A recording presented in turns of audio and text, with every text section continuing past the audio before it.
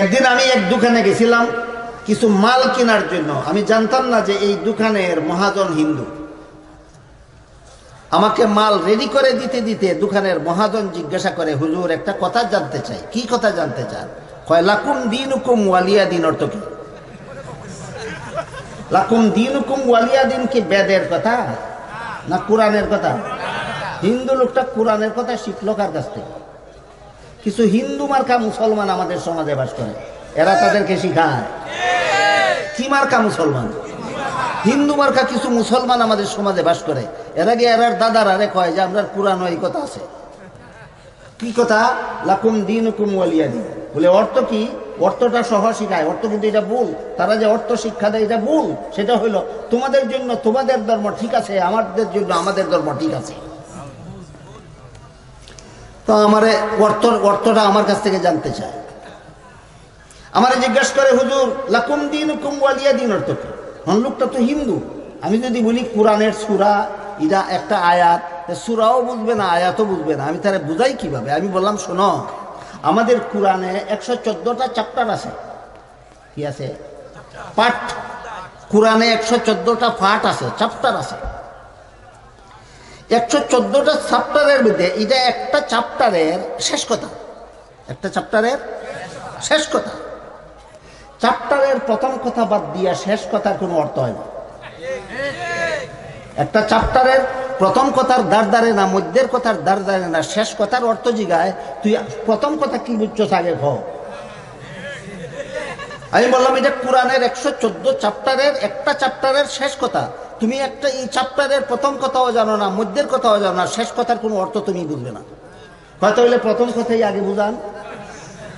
আপনাদের কেউ কারো জানা থাকলে বলুন তো, এই লাকুম দীনুকুম ওয়ালিয়া দিন যে চ্যাপ্টারের শেষ কথা, মানে যে সূরার শেষ আয়াত, এই সূরার প্রথম আয়াতটা কি? কুল ইয়া আইয়ুহাল কাফিরুন। এর অর্থ হলো, হে রাসূল করিম সাল্লাল্লাহু আলাইহি ওয়াসাল্লাম, আপনি বলে দিন মূর্তি পূজারীরা খোদাদ্রোহী। মূর্তি পূজারীরা খোদাদ্রোহী। তুমি যদি এই কথা বিশ্বাস করো যে মূর্তি পূজারীরা খোদাদ্রোহী, তাহলে লাকুম দীনুকুম ওয়ালিয়া দিনের অর্থ বোঝা তোমার পক্ষে সম্ভব। আর মূর্তি পূজারীরা খোদাদ্রোহী এইটা যদি তুমি বিশ্বাস করো না, তাহলে শেষ কথার কোনো অর্থ নাই তোমার জন্য। এখানে একটা ঘটনা আছে। ঘটনা হলো, মক্কার মূর্তি পূজারীদের বড় বড় নেতারা মুহাম্মদুর রাসূলুল্লাহ সাল্লাল্লাহু আলাইহি ওয়াসাল্লামের দরবারে গেছিল একটা আপোষ মীমাংসার প্রস্তাব নিয়ে। কিসের প্রস্তাব? আপোষ মীমাংসা। কোন মর্মে? ইসলাম ধর্মে আর মূর্তি পূজার ধর্মে আপোষ মীমাংসা। কোন কোন ধর্মে আপোষ মীমাংসা? ইসলাম ধর্মে আর মূর্তি পূজার ধর্মে আপোষ মীমাংসার প্রস্তাব নিয়ে গেছিল মক্কার মূর্তি পূজারীদের বড় বড় নেতারা মুহাম্মদুর রাসূলুল্লাহর কাছে গিয়া বলল যে ধর্ম নিয়া সংঘাত, ধর্ম নিয়া এই বিরোধ নিরসন করে ফেলতে চাই, শান্তির সমাজ গড়তে চাই, সব ধর্মাবলম্বীদের মধ্যে একটা আপোষ মীমাংসা করতে চাই। বড় ভালো কথা। বলো এই আপোষ মীমাংসার রূপরেখা কি হবে? তারা বলে রূপরেখাও বড় চমৎকার, নিরপেক্ষ রূপরেখা। কেমন নিরপেক্ষ? বলল, আমরা যারা মূর্তির পূজা করি, একটি বৎসরের জন্য মূর্তির পূজা ছেড়ে দিয়ে আপনার সাথে মিলিত হয়ে এক আল্লাহর ইবাদত করব। আর আপনারা যারা এক আল্লাহর ইবাদত করেন, আপনারাও দ্বিতীয় বৎসরে আল্লাহর ইবাদত ছেড়ে দিয়ে আমাদের সাথে মিলে মূর্তির পূজা করবেন। একতরফা প্রস্তাব না নিরপেক্ষ? নিরপেক্ষ। এই সমাজে এমন পণ্ডিতের অভাব নাই যে সমস্ত পণ্ডিতেরা পক্ষ বিপক্ষ নিরপেক্ষতার দৃষ্টিতে আপোষ মীমাংসার প্রস্তাব করে। এটা মূর্খতা আর অজ্ঞতা ছাড়া কিছু নয়। আপোষ মীমাংসা পক্ষ বিপক্ষ নিরপেক্ষতার দৃষ্টিতে হয় না। মুসলমানদের আপোষ মীমাংসা, ইসলামে আপোষ মীমাংসা শুধু হক বাতিলের দৃষ্টিভঙ্গিতে হয়। সোজা উদাহরণ দিচ্ছি শুনুন। আমাদের সমাজের একদল মুসলমান 5 বেলা নামাজ পড়ে, আর একদল মুসলমান 1 বেলাও পড়ে না। কদল হইল? 2 দল থাকলে বালা না 1 দল বানানি বালা? 1 দল বানানির ব্যবস্থা কয়েকটা আছে। 1 নম্বর ব্যবস্থা হইল, তোমরা যারা 5 বেলার নামাজ পড়ো, তোমরাও 5 বেলার নামাজ ছাইয়া তার সাথে 1 দল হও। এটা তো একতরফা প্রস্তাব, একতরফা না।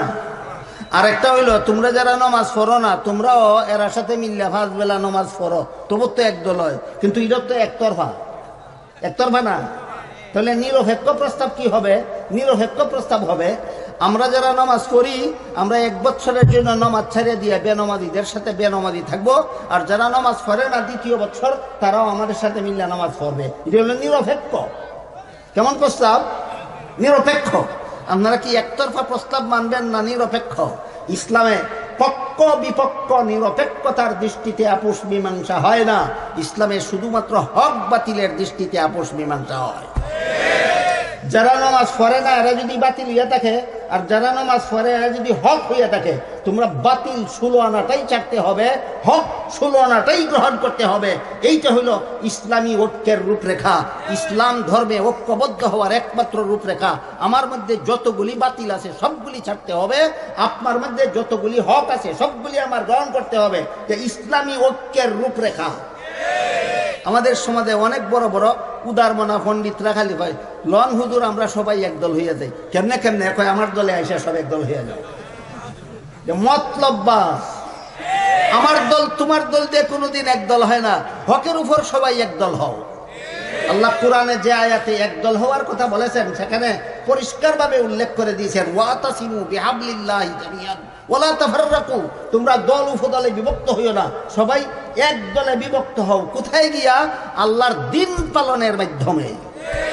যারা আল্লাহর দিন ঠিকভাবে পালন করে তাদের সবটুকু গ্রহণ করো, আর আল্লাহর দিন বিরোধী যত কাজ যত জনে করো সবাই ছেড়ে দাও। এটা হলো ইসলামী ঐক্যের রূপরেখা। তো মক্কার মূর্তি পূজারীদের নেতারা একটা নিরপেক্ষ প্রস্তাব করলো, আমরাও মূর্তি পূজা ছেড়ে 1 বছর আপনাদের সাথে মিলে এক আল্লাহর ইবাদত করব, আপনারাও এক আল্লাহর ইবাদত ছেড়ে 2য় বছর আপনার সাথে মিলে মূর্তি পূজা করবেন।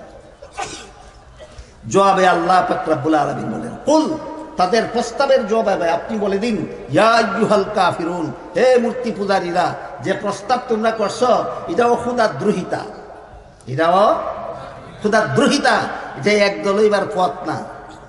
তোমরা কোনোদিন চিরস্থায়ীভাবে এক আল্লাহর ইবাদত করতে রাজি না, আর আমি তো মুহূর্তের জন্য মূর্তির পূজা করতে রাজি না। সুতরাং তোমাদের ধর্ম আলাদা, আমাদের ধর্ম আলাদা।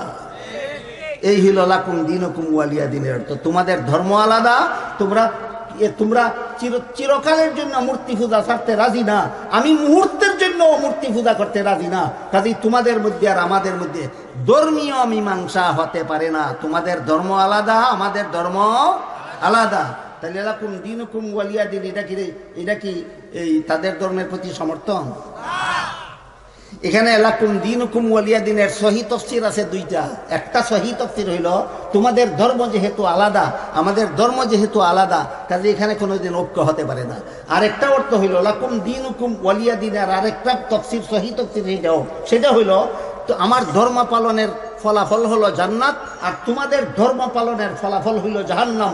জান্নাতে আর জাহান্নামে যেমন একীভূত হতে পারে না, ঠিক তেমনি ভাবে মূর্তি পূজার ধর্ম আর ইসলাম ধর্ম কোনোদিন একীভূত হতে পারে না। সহি তাফসীর মতো লাকুম দীনুকুম ওয়ালিয়া দিন অর্থ তোমরা ধর্ম ঠিক আছে, আমরা ধর্ম ঠিক আছে না। ইসলাম ছাড়া সবগুলি বাতিল, ইসলাম ছাড়া সবগুলি বাতিল। অনেকে এই আয়াত দ্বারা আমাদের মুসলমানদের মধ্যে হিন্দু তো হিন্দু, সে তো কোরআন জানেই না, বুঝেই না। আমাদের বর্তমানে অনেক মুসলমান এমন পাওয়া যায় যারা লাকুম দীনুকুম ওয়ালিয়া দিন এই আয়াত দিয়া দলিল দেয়, কয় আল্লাহই বলছে তাদের জন্য তাদেরটা ঠিক আছে, আমাদের জন্য আমাদেরটা ঠিক আছে, তাদের জন্য তাদের ধর্ম ঠিক আছে। শব্দটা তোমার পকেটে, এই ঠিক আছে শব্দটা তোমার পকেটে, এটা আল্লাহর কথা নয়। আল্লাহ বলেছেন লাকুম দীনুকুম, তোমাদের ধর্ম আলাদা, ওয়ালিয়া দিন আমার ধর্ম আলাদা। ঠিক আছে না, তোমাদেরটা আলাদা, আমাদেরটা আলাদা।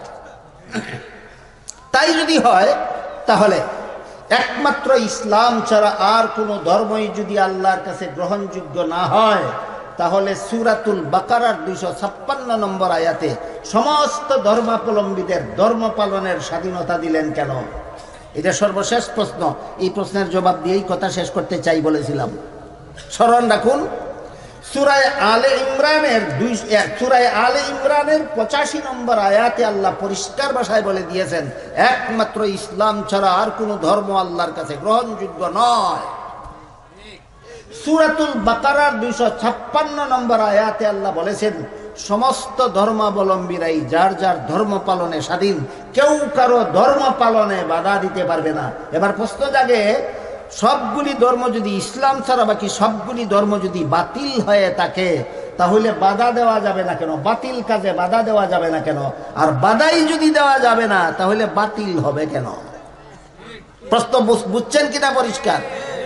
আমি একাধিকবার এই প্রশ্নের জবাবে আমি বহুবার একটি সহজ উদাহরণের মাধ্যমে এই প্রশ্নের জবাবটা আমার সমাজের মানুষকে, মুসলমানদেরকে বোঝাবার চেষ্টা করেছি।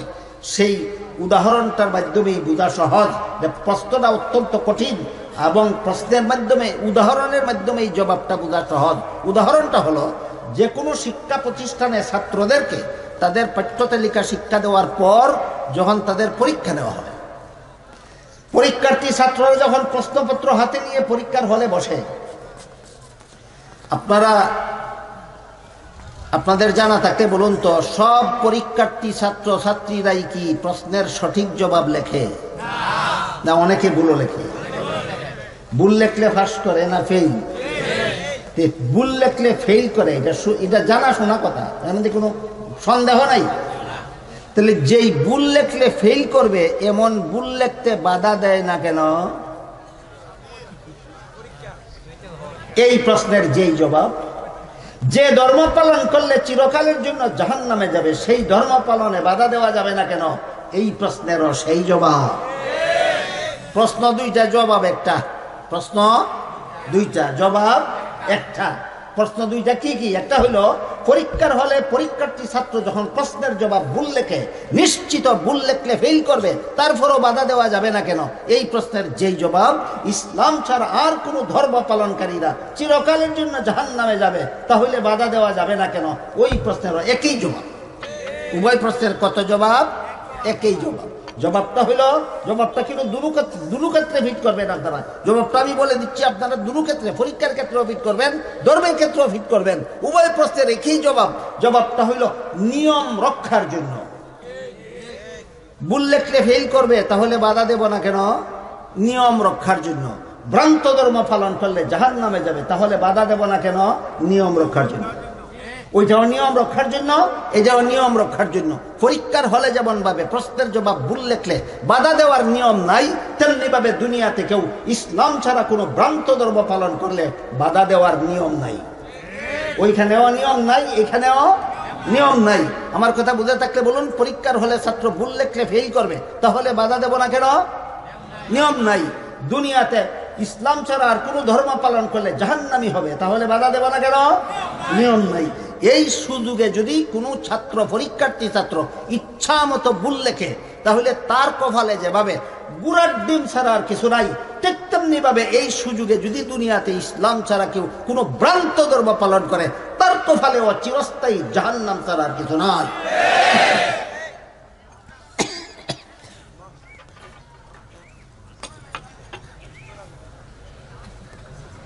তাহলে বাধা যে দেব না, নিয়ম রক্ষার জন্য। আমি আমার ধর্ম পালন করব স্বাধীন মতো, তারা তাদের ধর্ম পালন করবে স্বাধীন মতো। কার ফলাফল কিভাবে সেটা হাসরের মাঠে দেখা হবে। হাসরের বিচারে দেখা যাবে আমার ধর্ম পালনের ফলাফল জান্নাত, তোমার ধর্ম পালনের ফলাফল জাহান্নাম। এই জান্নাত আর জাহান্নাম দুনিয়ার জীবনের ব্যাপার নয়, এটা আখিরাতের জগতের ব্যাপার। কাজেই ফলাফল আখিরাতে হবে। এখন দুনিয়াতে তুমি তোমার ধর্ম পালনে স্বাধীন, আমি আমার ধর্ম পালনে স্বাধীন। আমার ধর্ম পালনে তোমার যেমন বাধা দিবার অধিকার নাই, তোমার ধর্ম পালনেও আমার বাধা দিবার অধিকার নাই। সমস্ত ধর্মাবলম্বীরা আপন আপন ধর্ম পালনে স্বাধীন। এই স্বাধীনতা প্রদানের নাম সাম্প্রদায়িক সম্প্রীতি। এই স্বাধীনতার নাম সাম্প্রদায়িক সম্প্রীতি।